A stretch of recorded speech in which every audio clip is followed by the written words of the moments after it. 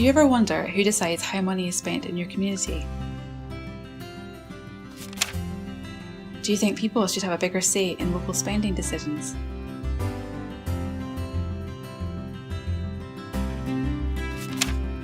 Participatory budgeting, or PB for short, is a way to put the decisions about where money is spent into the hands of local people. Here's how it works. A pot of money is provided by the local authority, another public sector body such as the police, or from another source with links to the local area. Community groups and organisations are then invited to come up with ideas for how they would use some of this money. All the ideas are shared and everyone has a chance to take part in deciding how it should be spent. This could be done at an event where different groups explain what they could do with some of the money and everyone has a chance to vote. Members of the community decide and everyone knows what has been decided.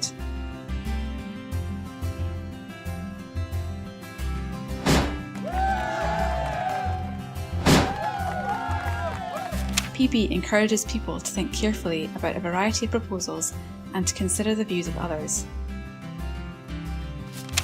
It demonstrates what other people are doing locally and provides people with the chance to choose projects that they believe will benefit their community. The whole process is transparent and everyone is held accountable. After the decision has been made, the projects are monitored and evaluated to make sure they meet the needs of the whole community. PB is creative and fun and allows people to interact with their neighbours and communities. It allows local people to feel empowered and creates a space where community groups can support each other with volunteers, equipment and fresh ideas. Communities can learn new skills in fundraising, financial decision making and budgeting. PB demonstrates the difficulty of choosing between competing priorities with limited resources, but empowers individuals to make these choices. Here are a couple of people with experience of how PB has operated in their communities to explain more. Participatory budgeting, or PB for short, is about people participating in deciding where money is spent for the benefit of the wider community.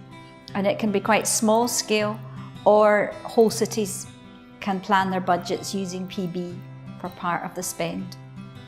I think the real sense of participatory budgeting is the fact that people, the community itself, are making decisions about how the money is distributed, how people are empowered to fulfil their own sort of dreams and aspirations with regards to projects and things that needs to happen in a community. So it's putting back the control into people's hands about the decision-making process. So it's very much a, when we say democratic process, we actually mean that in truth. There was a pilot project where 4 congregations had a share of some money that the Scottish Government provided. And so we had £5,000 to distribute in our community, and we invited groups to bid. And then we had a day when they presented their bids to the rest of the community, and then there was a voting process so that the money was all distributed on the day. We've tried this in our own parish under the auspices of the Scottish Government and through the Church and Society Council of the Church of Scotland.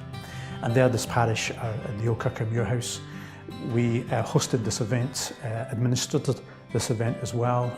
So we let them know that there was £5,000 that we had at our disposal for the community to bid for and for the community to decide. We had 17 groups applied.